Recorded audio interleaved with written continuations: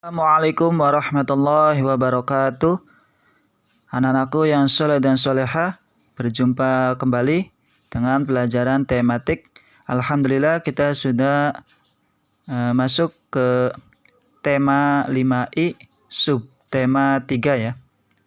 Kita lanjutkan ke tema 5I subtema 3. Baik, sebelum kita mulai, kita baca basmalah terlebih dahulu. Bismillahirrahmanirrahim. Baik, anak-anakku yang soleh dan solehah, kita masuk ke pembelajaran 1. Macam-macam bentuk iklan media cetak. Baik, kita lihat di halaman 79. Macam-macam iklan media cetak berdasarkan ruang iklan pada media cetak. Ada 2. Yang pertama, iklan baris. Iklan baris adalah iklan kecil yang hanya terdiri atas beberapa baris dan biasanya terdapat di surat kabar. Ciri-cirinya ditampilkan pada halaman koran. Kemudian yang kedua, tidak berwarna. Yang ketiga, ditulis secara singkat. Yang keempat, disisipkan nomor telepon. Kemudian iklan yang kedua yaitu iklan kolom. Iklan kolom adalah iklan yang dibuat dengan memanfaatkan beberapa bagian kolom dari halaman surat kabar. Ciri-ciri dari iklan kolom diantaranya yang pertama ditulis secara singkat, yang kedua berukuran lebih besar, yang ketiga berisi penawaran komersil ya. Itu ciri-ciri dari iklan kolom. Baik. Selanjutnya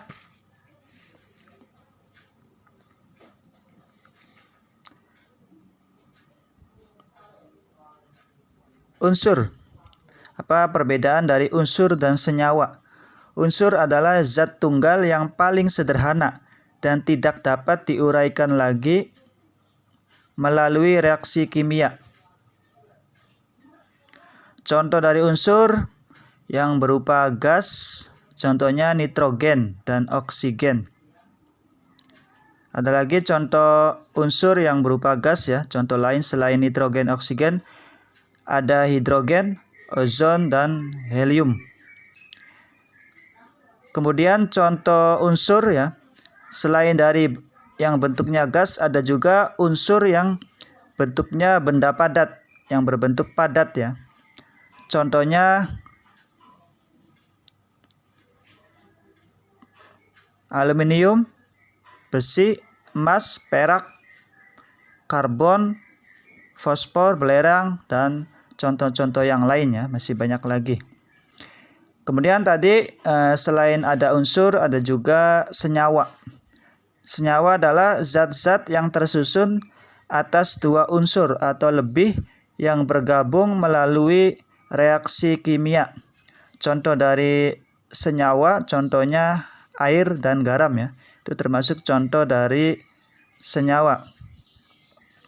Ada lagi contoh lain dari unsur yaitu sukrosa atau yang lebih dikenal di sehari-hari yaitu gula pasir ya. Asam asetrat atau asam cuka, kemudian natrium klorida atau lebih dikenal dengan garam dapur ya. Itu termasuk contoh dari senyawa. Baik. Selanjutnya kita lanjutkan di halaman 83.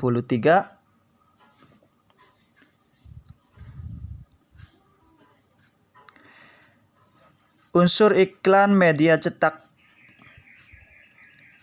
Dalam sebuah iklan sebaiknya mengandung unsur-unsur bahasa. Apa saja unsur-unsurnya? Yang pertama, kalimatnya singkat, padat, dan jelas. Yang kedua, bahasa yang dapat memikat hati pembaca iklan. Kemudian kata-kata konotasi yang bermakna positif.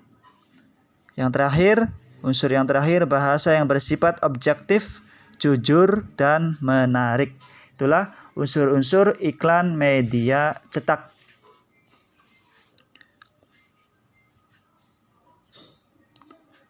Baik, selanjutnya di halaman 85.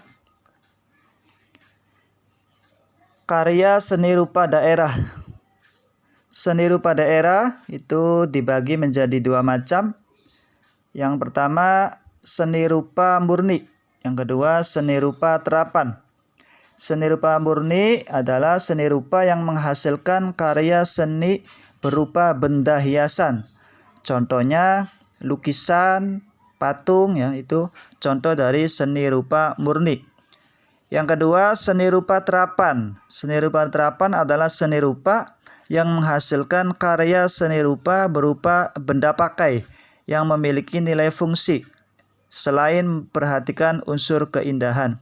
Contoh dari seni rupa terapan, contohnya rumah adat, senjata tradisional, transportasi tradisional, ya, seperti delman atau yang lainnya. Itu contoh-contoh dari seni rupa terapan.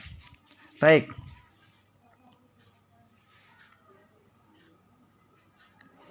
Kemudian karya seni rupa daerah juga memiliki ciri-ciri, ya. Ciri-cirinya apa? Di antaranya merupakan pencerminan dari suatu budaya.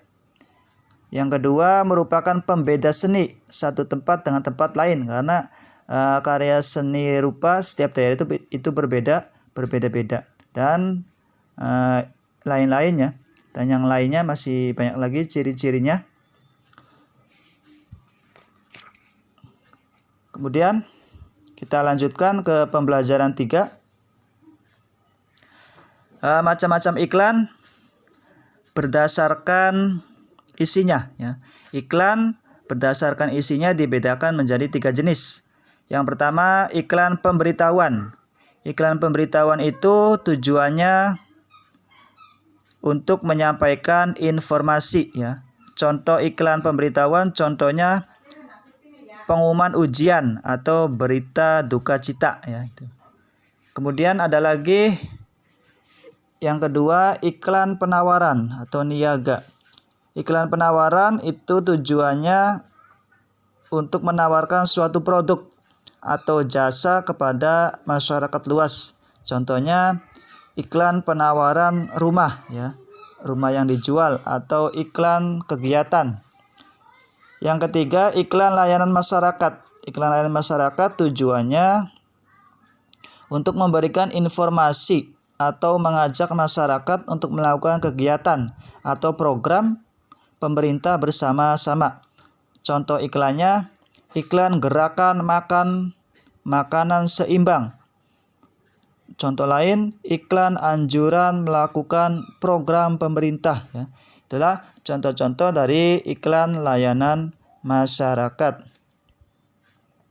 Baik, selanjutnya akibat dari perilaku tidak mengutamakan persatuan dan kesatuan. Akibatnya kita bisa lihat di halaman 90. Akibat bagi lingkungan keluarga, ya. Akibat di lingkungan keluarga, kurangnya kerukunan antar anggota keluarga. Suasana rumah menjadi tidak tentram, damai dan aman. Kemudian akibat di lingkungan sekolahnya, kurangnya rasa peduli terhadap teman, memilih-milih teman, ya. Kemudian akibat di lingkungan masyarakatnya, kurangnya toleransi dan tenggang rasa, mudah terjadinya perpecahan antar masyarakat. Yang terakhir dampak di lingkungan bangsa dan negara, ini, ya, yang paling penting. Berkurangnya rasa cinta tanah air dan perpecahan antar kelompok. Kemudian melemahnya sistem pertahanan dan keamanan bangsa, ini, ya, sangat bahaya kalau sudah berakibat pada bangsa dan negara. Makanya kita semua harus menjaga semangat dan persatuan warga masyarakat kita, ya, agar bangsa dan negara kita itu utuh, bisa bertahan dan bisa aman. Kemudian kegiatan ekonomi.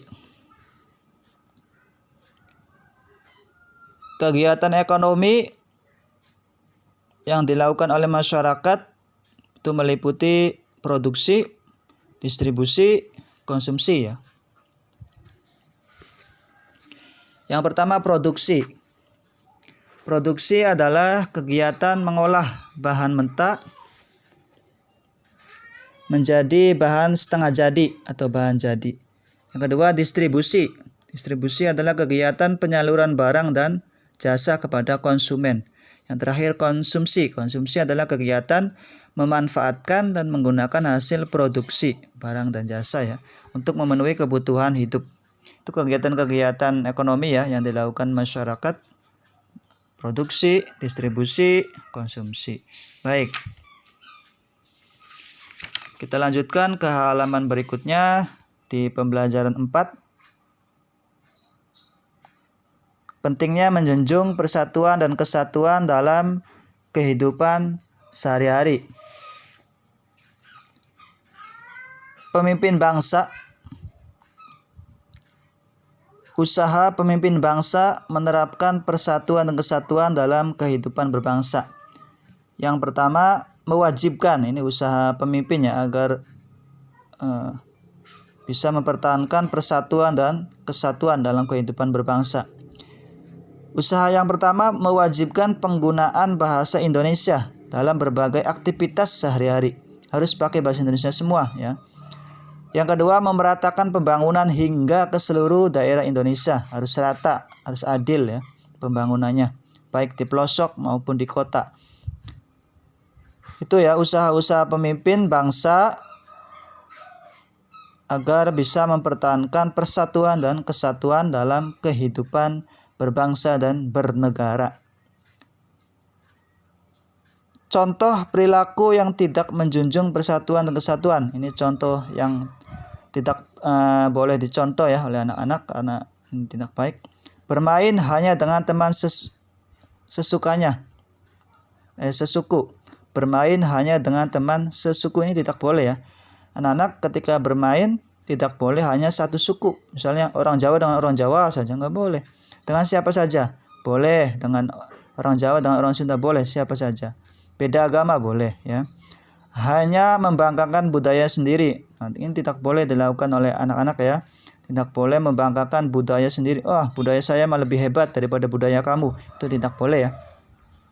Dan lain sebagainya ya. Masih banyak lagi contoh-contoh perilaku yang tidak menjunjung persatuan dan kesatuan. Kemudian cara menghargai usaha ekonomi orang lain. Cara menghargainya kita lihat di halaman 96. Ini cara menghargainya ya. Mengakui usaha orang lain dengan memberikan pujian. Jadi ketika teman kita memiliki usaha, kita tidak boleh mengejeknya. Kita puji, wah kamu usahanya sangat maju sekali, atau bagaimanalah cara pujiannya ya. Yang penting memuji. Membayar sesuai dengan jumlah dan waktu pembayar yang telah disepakati. Melakukan persaingan usaha secara sehat dan jujur ya. Kalau kita punya usaha yang sama dengan teman kita, boleh kita bersaing, tapi dengan bersaing dengan sehat dan jujur ya. Jangan saling membangkrutkan ya. Jangan saling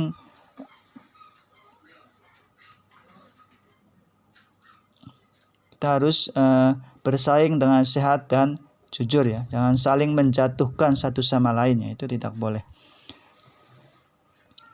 Baik, selanjutnya kita lanjutkan ke pembelajaran 5. Unsur-unsur iklan media elektronik ya. Yang pertama, iklan televisi. Iklan televisi kan termasuk iklan media elektronik ya. Unsur-unsurnya di iklan televisi ada kata-kata yang terdengar. Kemudian ada unsur warna, unsur audio, unsur gambar, unsur kata-kata atau tulisan yang terlihat, unsur gerakan pada tayangan iklan ya. Itu kalau di televisi ada unsur-unsur seperti itu ya. Kemudian unsur yang ada di iklan radio, yaitu ada suaranya ya. Kemudian unsur di iklan internet, ada gambar, suara, tulisan, gerak dari toko yang terdapat dalam iklannya. Itu unsur-unsur yang ada di iklan internet. Ciri-ciri bahasa iklan elektronik. Yang pertama, ciri-cirinya menarik, tepat, mudah dimengerti dan diingat. Memiliki sugesti bagi pemirsa. Menonjolkan informasi yang dipentingkan. Menggunakan slogan, itu ya, ciri-ciri bahasa iklan elektronik. Kemudian karya dengan teknik ikat celup. Teknik lipat jelujur yang dilakukan pada batik jumputan, itu caranya yaitu dengan kain diberi pola, ya, kain diberi pola tertentu, lalu dijahit. Nah, setelah dijahit apanya? Dijahit jelujur pada garis gambarnya. Nah, setelah itu kan ke tahap pewarnaannya. Nah, pada tahap pewarnaan, benang yang rapat akan menghalangi warna masuk ke kain, ya. Itu cara teknik lipat jelujur, ya, ketika membatik.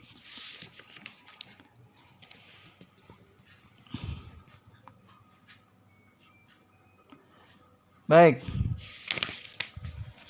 kita lanjutkan ke pembelajaran 6. Isi iklan media elektronik. Jenis-jenis iklan media elektronik berdasarkan isi dan tujuan dibuatnya, ya. Dibedakan, yang pertama ada iklan komersial, ya. Ini jenis-jenis atau macam-macam iklan media elektronik berdasarkan isi dan tujuan dibuatnya. Yang pertama, iklan komersial. Iklan komersial tujuan dibuatnya itu untuk memberikan informasi dan menawarkan suatu barang atau jasa kepada masyarakat, ya. Itu tujuannya, iklan komersial. Kemudian ada lagi iklan perusahaan. Iklan perusahaan dibuat tujuannya untuk memperkenalkan suatu perusahaan dan memberikan kesan positif pada citra perusahaan tersebut. Contoh dari iklan perusahaan, contohnya iklan perusahaan penerbit buku atau iklan bank. Yang ketiga, iklan layanan masyarakat. Iklan layanan masyarakat itu dibuat tujuannya untuk memberikan informasi ataupun mengajak masyarakat untuk melakukan kegiatan atau program pemerintah bersama-sama, ya. Itu tujuan dibuatnya iklan layanan masyarakat, ya. Contohnya iklan wajib belajar, atau contoh lain iklan mencintai produk dalam negeri, ya. Itu adalah contoh-contoh dari iklan layanan masyarakat. Kemudian kita lanjutkan ke halaman 107.